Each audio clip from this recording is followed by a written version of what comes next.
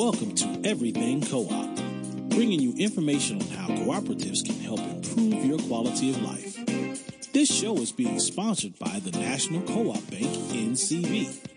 The NCB is dedicated to strengthening communities nationwide for the delivery of banking and financial services for the nation's cooperatives, their members, and other socially responsible organizations. For more information on the power of community ownership, visit ncb.coop. That's ncb.coop. Now stay tuned for your host, Vernon Oakes. Good morning, everybody. This is Vernon Oakes. Welcome to Everything Co-op this morning. You know, last week was just phenomenal. This last week we had the Co-op, the Heroes, the Hall of Fame dinner, recognizing those four wonderful folks that have been inducted to the Cooperative Hall of Fame. And even before that, I went down to the Potomac Association of Housing Co-ops annual meeting in Virginia Beach.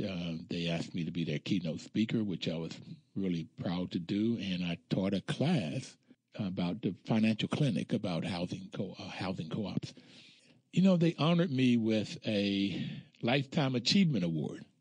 And that was really great. They didn't tell me, Annie and Ruthie at the Potomac Association didn't tell me about it, so they surprised me with that award, and I totally appreciate it. And then I left there and went out to California, where I was a keynote speaker to the California Center for Cooperative Development. It's Kim Kuntz, who was on the show during February during the Women's History Month. Kim is the executive director of the California Center for Cooperative Development. And so I went out there and did the keynote speech again and taught a class. So I just had a really great time out there, came back on Tuesday, and then on Wednesday we had the Hall of Fame dinner. And my body just said I had to rest and do a little bit of Oakes management, property management business on Wednesday and Thursday. And then Thursday night, the National Cooperative Bank had their annual meeting where they honored Rock USA. Rock was on last Thursday. We had 5 members from Rock's, the Rock Associates, Inc. That's the presidents and the members of their 220 manufactured home communities. And manufactured homes could be what, and I grew up, they were called trailer parks. And the trailer has a bad connotation between what people would say. And now you can have a manufactured home, the home that's built in a manufacturing facility, that's just as complicated and beautiful as any stick-built home. Stick-built is you build it outside. As a matter of fact, the manufactured homes sometimes are better because they're built inside of closed walls, and therefore rain and snow don't get inside those joints and stuff. But anyway, so Paul Bradley from Rock USA was one of the 4 heroes inducted into the Hall of Fame, and 5 of his people came into the studio last week, and so we played musical chairs and they talked. But to my amazement, just totally shocked, Chuck Snyder from NCB and the folks from NCB gave me their highest honor, their highest award, which is called the Cooperative Spirit Award. And Chuck and his folks can keep a secret, because we were in meetings the week before. He just said, "I'll see you at the annual meeting." That's all he said. And he kind of prepared me by saying, which he has done a couple other times, he wanted me to say a little bit about the radio program, because National Cooperative Bank is our sponsor.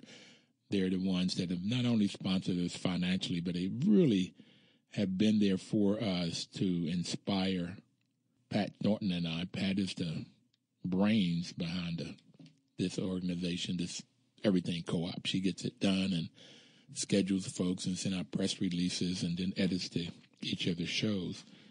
So we definitely could not do it without a team. And Pat's a big, big, big part of that team.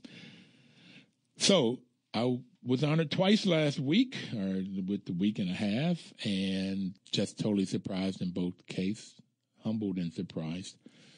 And this last 3 weeks, we've had members from this Hall of Fame. And today we were expecting Rudy Hanley to be on the line. Rudy's a retired president and CEO of Schools First Federal Credit Union out in California in Orange County. He is retired. I did have a chance to see and meet him at the dinner. So we don't know. We hope he's okay. So we're just going to talk about this cooperative business model, the principles, the different types of co-ops. And I've said on the program before, about 10 years ago now, I figured out what I want to be when I grow up. And that is to promote and develop co-ops. So let me tell you a little story about what happened after the show last week. As you recall, we had 5 people, Rock Associates, on the show last week from Montana all the way up to New Hampshire. So from the U.S., they represented the United States of America. So, and what you find in manufactured homes are low-income to middle-income families.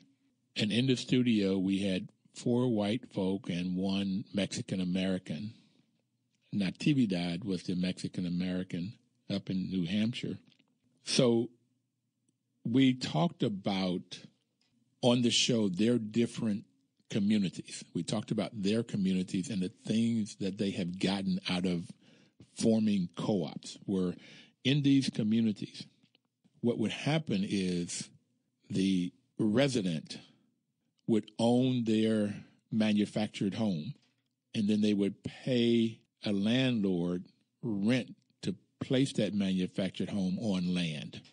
So the landlord would put in utilities, roads, he would put in the infrastructure so that the person could come in and put their manufactured home, and they would pay him rent. So as populations grow, a lot of times you'd find these manufactured homes on the outskirts of town or in suburban areas, but as populations grow and you get gentrification, then there would be a demand for this land. You may want to put up a building, a commercial building, office space, or a mall, or residential to bring in more income. So that the owner then would sell that property, and the people would lose their piece of land and their homes. So Paul Bradley and the folks at Rock USA would come in and help the people to get funding to buy that land. So that's what but not only help them get the funding, but they would also get them the skills to operate the property, to manage the property, to solve the problems when they come up, and they do come up. So training is a big part of it. They call it technical assistance, and financing, getting the capital to buy these properties. So after the show, Natividad told me that in her community, Rock USA helped them to buy the land that we just talked about. So they bought the land, but there was another property owned by the same landlord that they were not able to get the tenants to buy it. So the tenants lost out, and it was about a 200-unit property. Sad news. The sad news is that 2 of the people in that property committed suicide. And Natividad did not know how many, but a number of those people became homeless. Their homes were just taken from them. So you get that people and families that live in these manufactured home communities are very vulnerable. They don't have savings. They're low income, low to middle income people. So the likelihood is, and some of you out there know this one, is they live from paycheck to paycheck, or they have more month than money. So I told Paul, I wrote him an email and said, you guys save lives. I mean, you really got to get to the real truth of the matter. You save lives and you keep families together.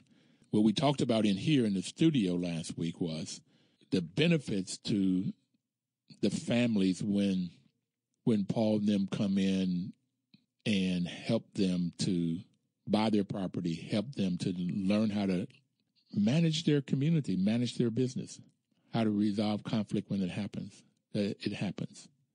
How to have elections, how to have a democratic one-member, one-vote organization. And they talked about community, having fish fries and breakfasts and creating fellowship. So people end up knowing their neighbors and support their neighbors. And that's the first thing I saw when I started managing co-ops, was how decisions were made that what was best for the community. At least those properties that managed themselves well. They made decisions that were long-term, not just short-term return on investment kinds of decisions. What was best for the stockholder, even if that stockholder did not live in the community, maybe even live in a different country. But because these stockholders live in the community and they had a futuristic view of what's best for the community long term, they made different types of decisions that are best for the community long term. So that's why I end up liking co-ops. And we're going to take our first break, and then we'll come back and talk a little bit more about Rock USA and them saving lives, and we'll talk some about credit unions too. So please don't touch that dial. If you have any questions, call in at 1-800-450-7876 with any questions or comments, and we'll be right back.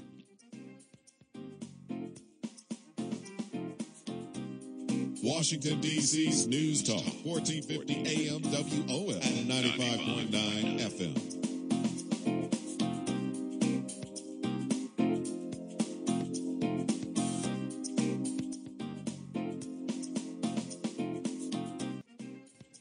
Information is power.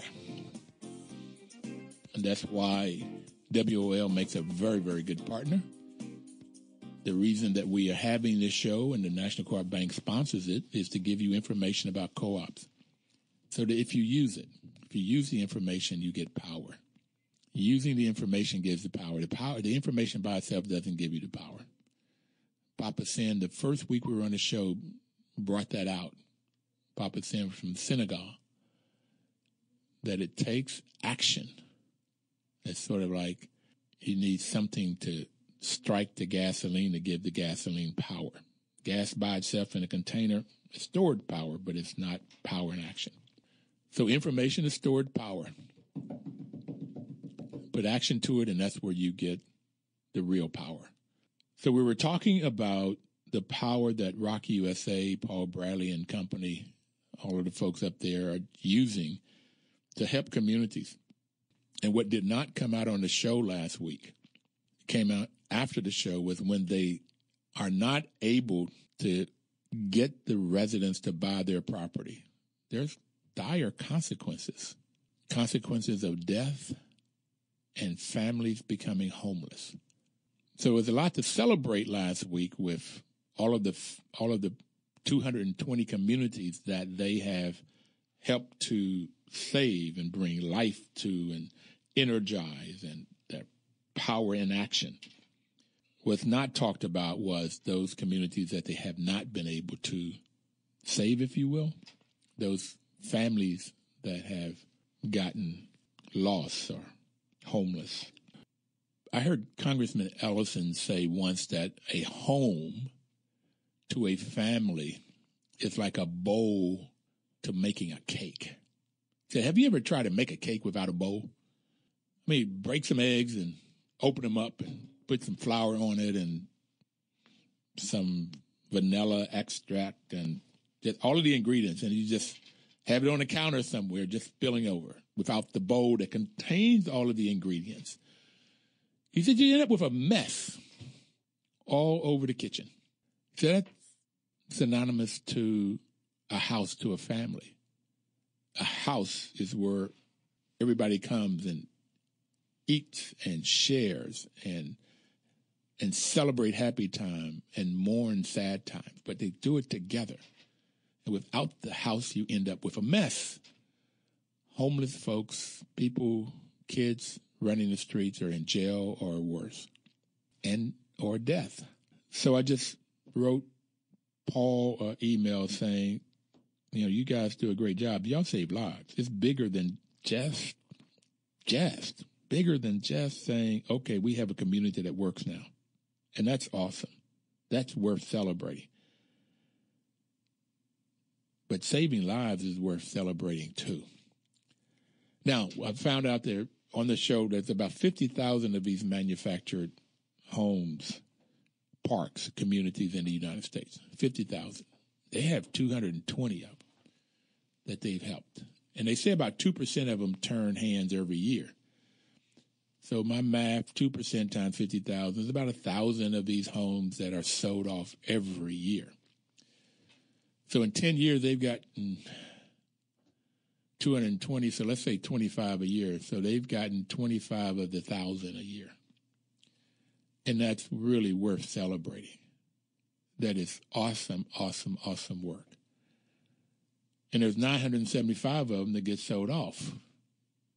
There's a lot more work to be done.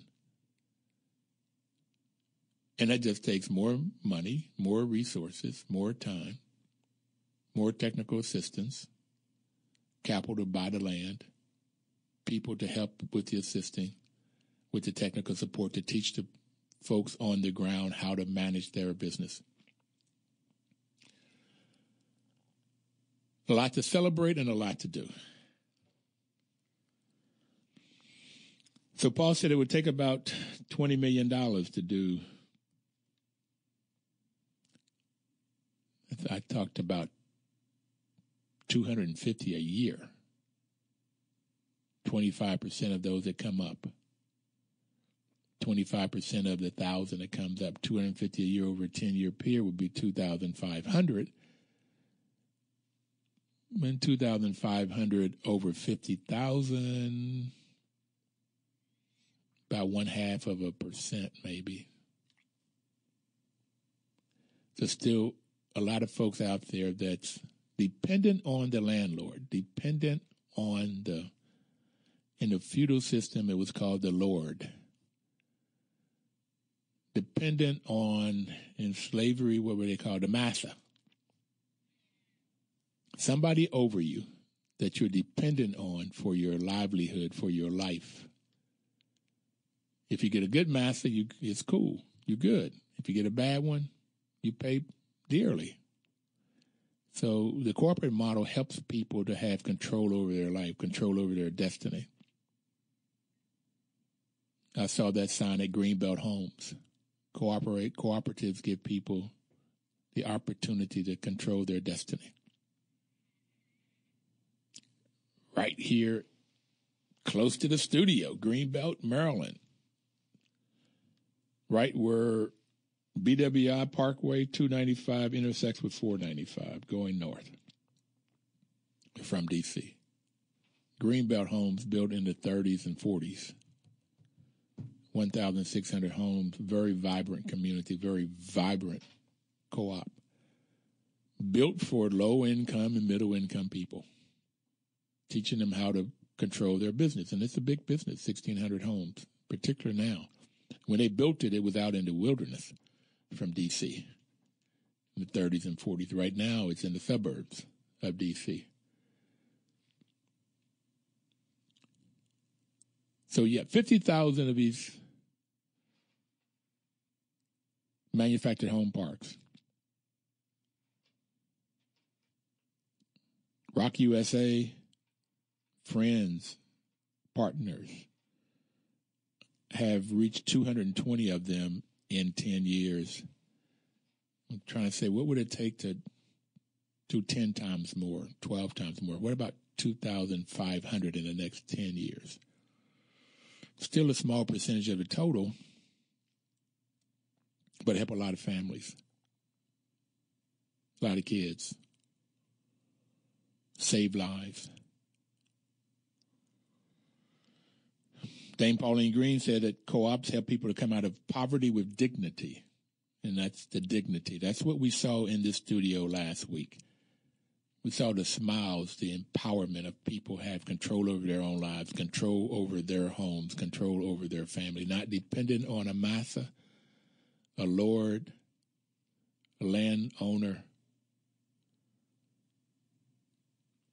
Now, I could not get from Natividad last week, why would the same owner,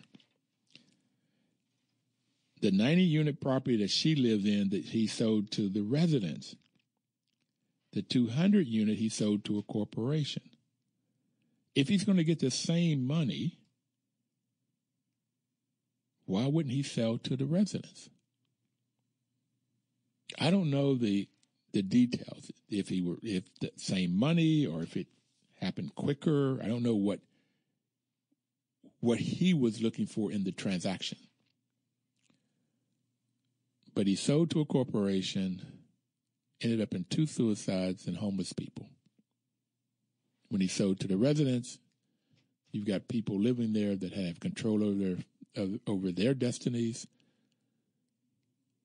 And if you were in the studio and you listened to those folks from those 5 different communities, it was just awesome, the smiles and the excitement. And another lady told me at the end of the show she was shy before she started Lori. And Lori was nowhere shy talking about her community and her family. She was not at all shy talking about that they had a home and her husband had a major health issue and they lost their home. So they found this, I think it was called Green Acres community. They moved there. They have new life in their family, literally and figuratively. So Paul and them are doing it, and that's what happens in co-ops all over. And when we're going to take our next break, we'll come back and talk about the different types of co-ops. The idea was we were going to talk about credit unions and the cooperative principles. Our intent was to talk about credit unions today, so we'll talk a little bit about them. And what they do. If you have any questions or comments, please call in at 1-800-450-7876, 1-800-450-7876, with any comments or questions. We'll be right back. Please don't touch that dial.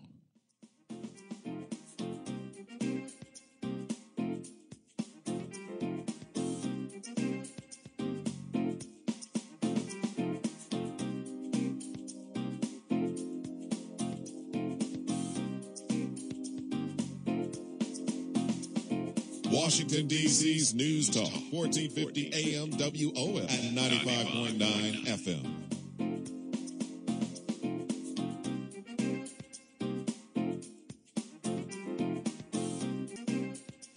Welcome back, everybody. This is Vernon Oakes. The program is Everything Cooperative. We were talking about Rock USA and the miracles that they do every day in saving lives and keeping families together. You know, it's awesome work, this working in co-ops, and that's why I asked the question of people that are on the show, do they like what they work? And I get a resounding yes in different kinds of ways they say it. But everybody loves their working because they're helping people. They're helping people help people to help people.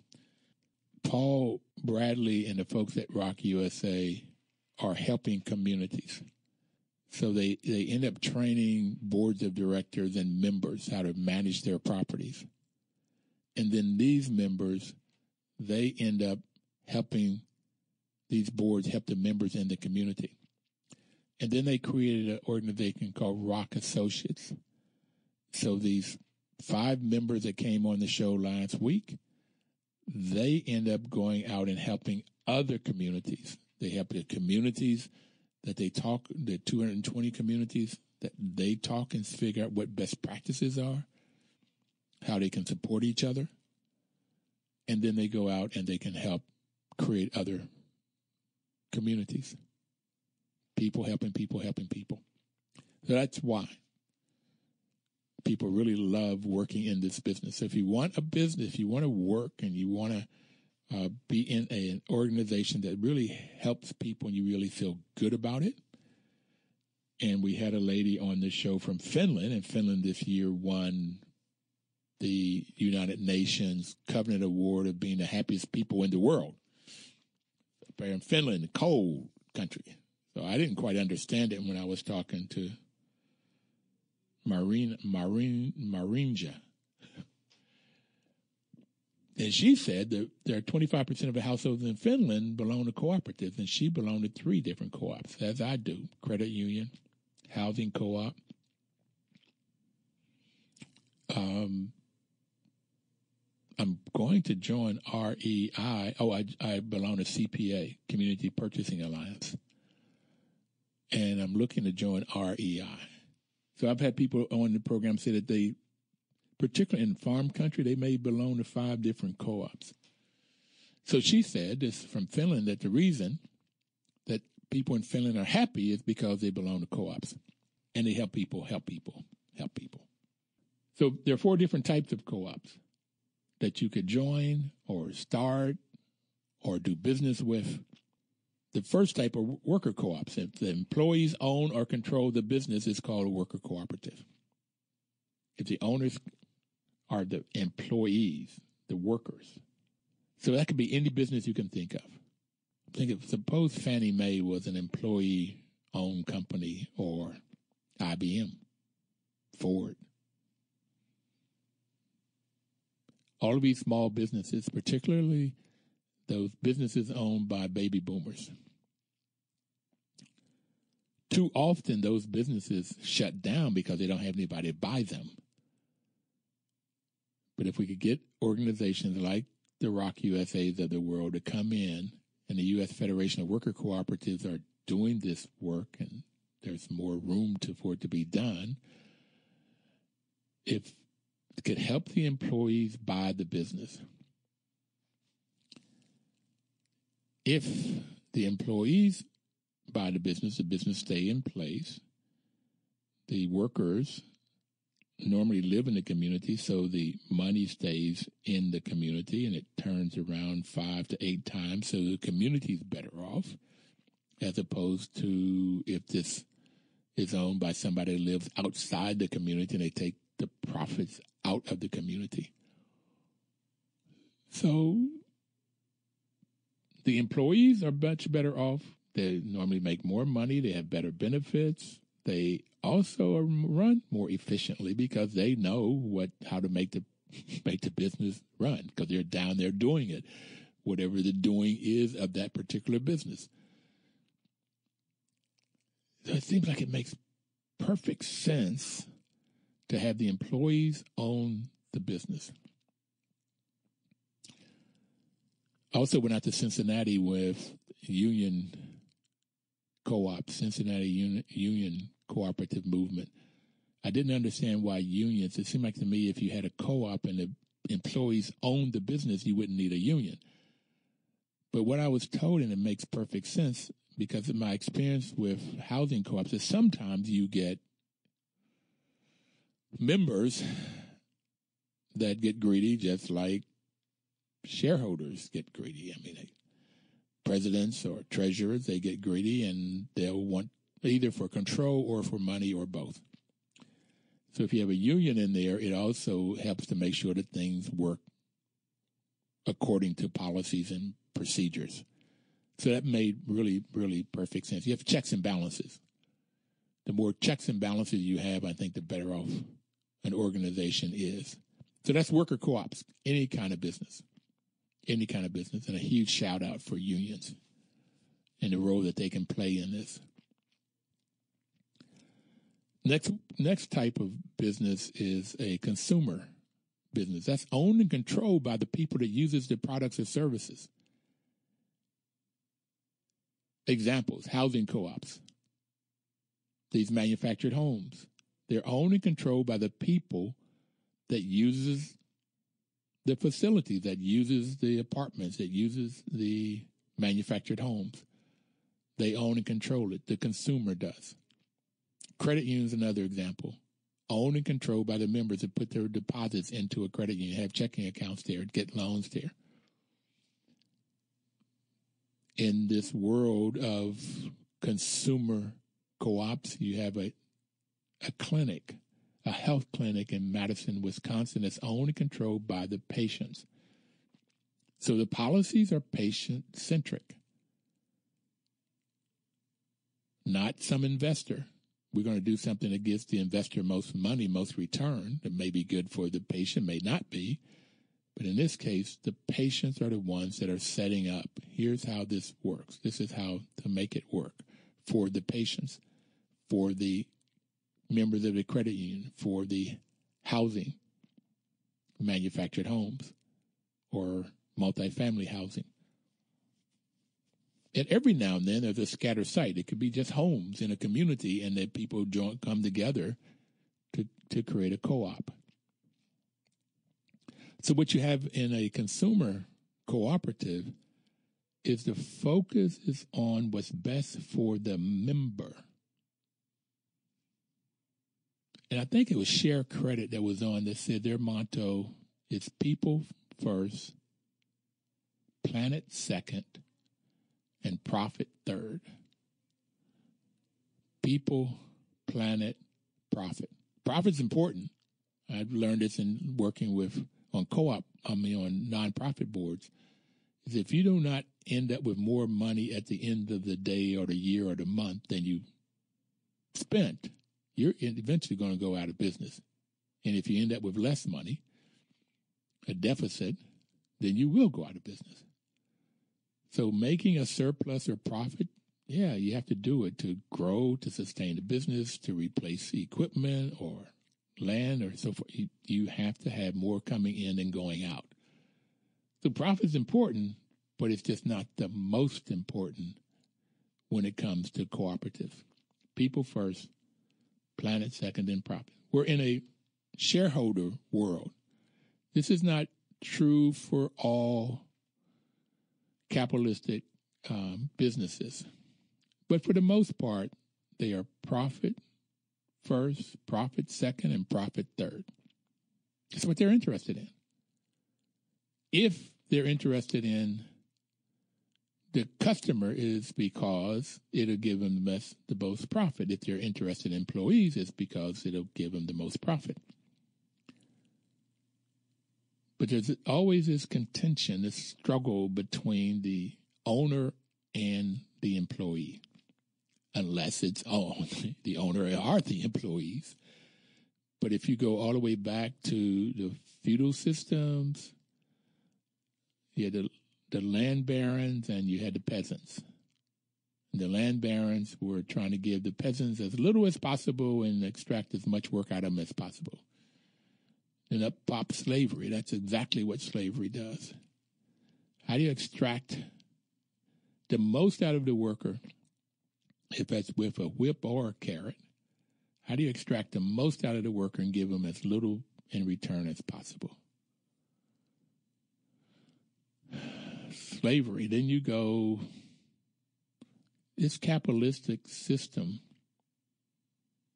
we talk about we don't have classes in this capitalistic system. At least that's what I was taught in ninth grade civics. We don't have this land barons down to the peasants, different kind of class system, but we do. We have it here. And there's this constant struggle between those that have and those that don't have. And the folks that have seem like they're always trying to get more. And I've never kind of understood that, except for they think it's their right. Whether it's white supremacy or just that's our right, because it seems like it doesn't make any difference which culture you go into, black, brown, white, is that once the people that have get more, or they get a lot, then they want more. I saw that in Sierra Leone when I first went there. It's black on blacks. The people that have got more and more and more and more, and the people that didn't have got less and less and less and less.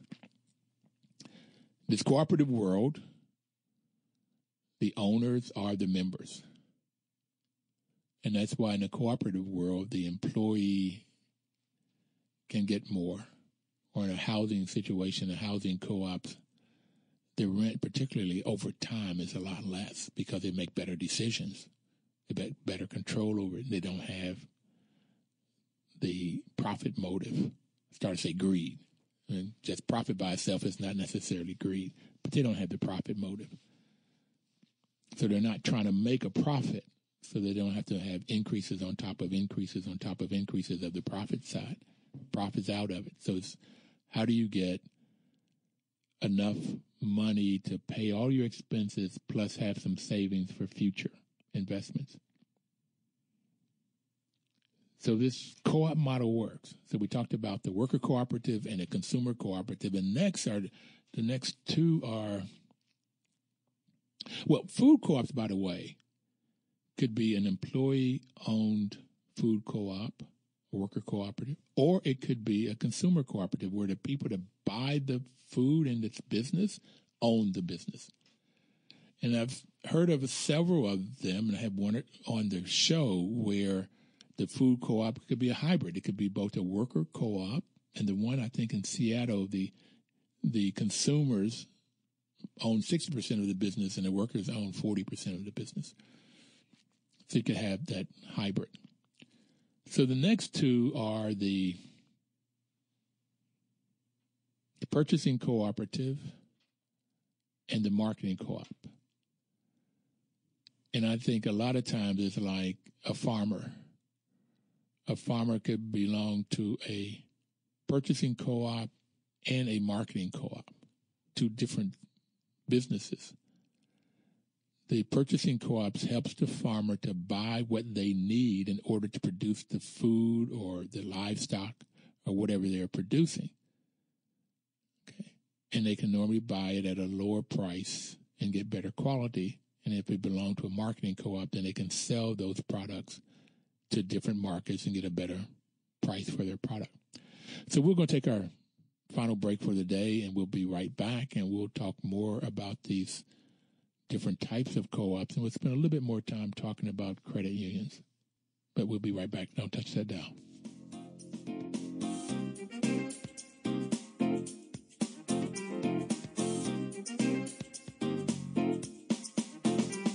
Washington, D.C.'s News Talk, 1450 AM WOA and 95.9 FM. Welcome back, everybody. The National Cooperative Bank is sponsoring this program to give you the information you might need to get the power to control and solve your community problems. We're talking about the different types of co-ops, and when we left for the break, we were talking about a purchasing co-op and a marketing cooperative. So in a purchasing co-op, we talked about the farmers, but what's also beginning to happen is artists. Artists are beginning to form purchasing co-ops. And so artists will come together. Let's say you get a group of musicians, and there was a group here in D.C. that was doing this, and they buy housing together. They may buy some building where they could both practice and or perhaps even play. So I've seen Ujamaa in Pittsburgh, a group of mainly African-American artists, women, came together. Some make beads, some do wood, some do artwork, drawings, paintings. So they bought a building, and in the back they could do their artwork, they could produce their products, and in the front they could sell it, a storefront. So some people used the back to produce, some did their production in their homes or their other places, their galleries, and they brought it to the storefront, and some people produced there. So individually, they would not have had the resources to have a storefront. And they said what they ended up doing was just going out and vending on the streets or different fairs in the summer times. But now they have a storefront and they can go out and vend. So it's just a way of coming together. Now there's a group called CPA, which my company is a member, Community Purchasing Alliance. And they started out helping nonprofits, churches, schools, charter schools, other nonprofits buy stuff. It could be trash collection. And you wouldn't think of that as trash collection. There's nothing sexy about trash collection, except that they were able to help people maybe save 50% on their trash bill, particularly the churches, and found out that churches may be very good at saving souls, but they weren't good at running the business. And so they could come in and help them buy utilities, copy machines, so different things that they could end up helping people do to save money. And then the business CPA would go out and work with the vendors, the copy people, and they would work out the contract that is good and best for their members. So when you join a purchasing cooperative, you get experts in that field, and that's what the CPA people are. They become the experts. And they're also helping with solar panels. So they go out and they work with the vendors, so the vendors will come back and give their members the best deal for solar panels, for electricity. So that's what the purchasing co-op does. And now then these farmers could perhaps join a marketing co-op or start one. Cabot Creamery is an example. Land O'Lakes, the Cranberry people, Ocean Spray.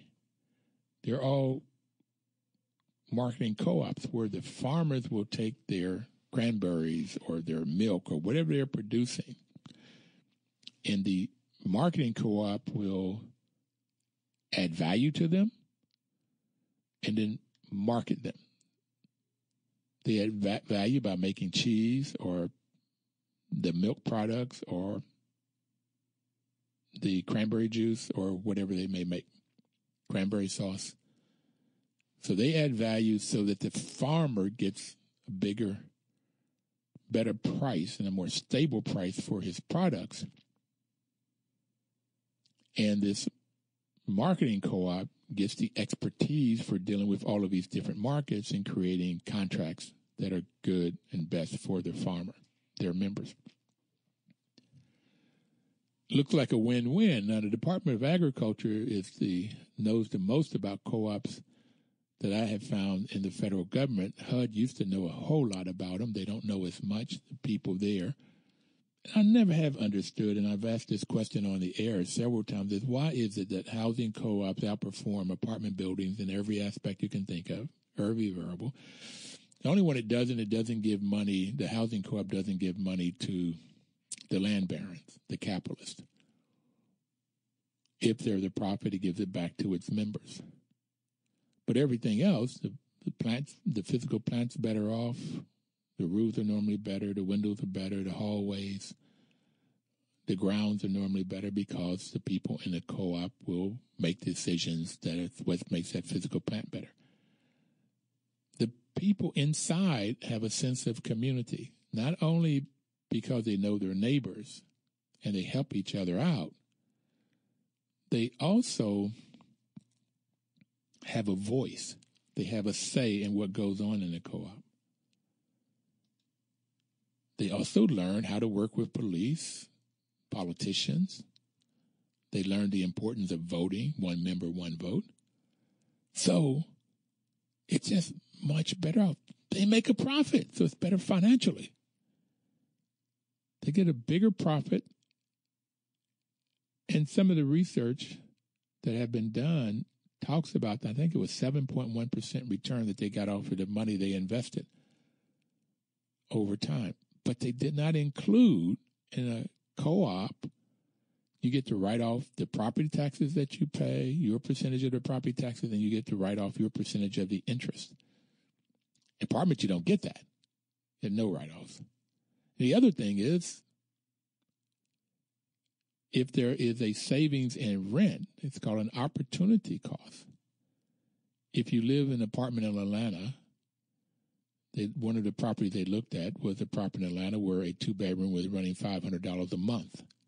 When this study was done, an apartment down the street, same square footage, same type of apartment was costing $700 a month. So that member was paying $200 less than they would have made if that co-op wasn't there. They would have been paying the apartment price. Most of the time, these members are low income, and they don't get the savings. They go out and buy a house to get those write-offs and to get the appreciation. Sometimes in these affordable co-ops, you don't get a whole lot of appreciation, but you do get at least that 7.1%. You get the write-offs, and you don't have to pay the bigger amount.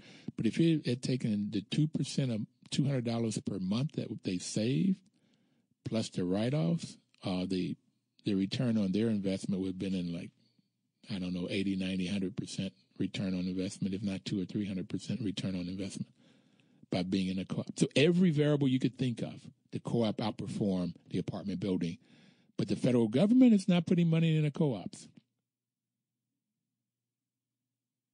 Why? My answer is very simple.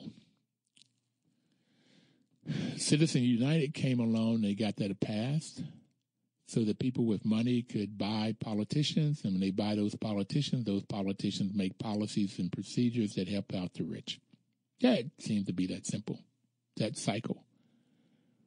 So if the policy and procedure helps out the majority of the people, now, and that's this whole tax bill that just was passed. That tax bill helps out the rich at the expense of the rest of us.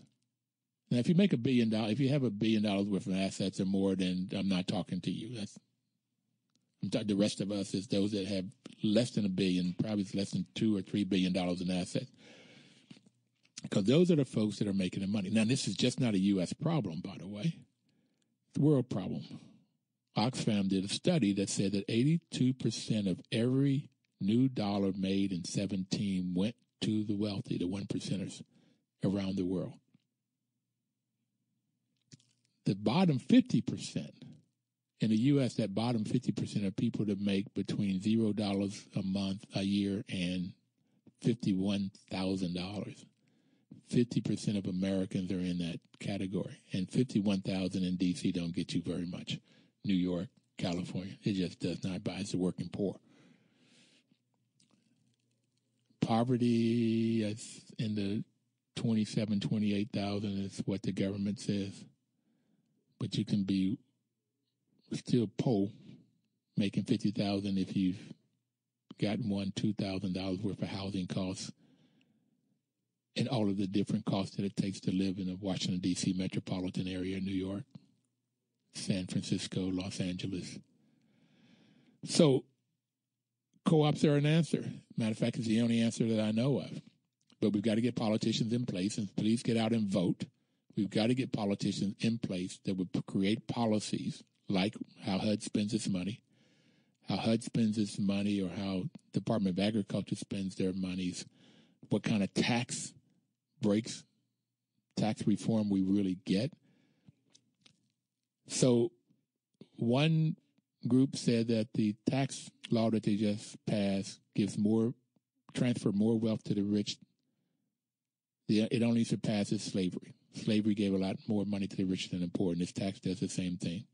Please get out and find your co-op. Either start one to solve your community problems or join one. We'll be back next Thursday, and in the meantime, please have a cooperative week.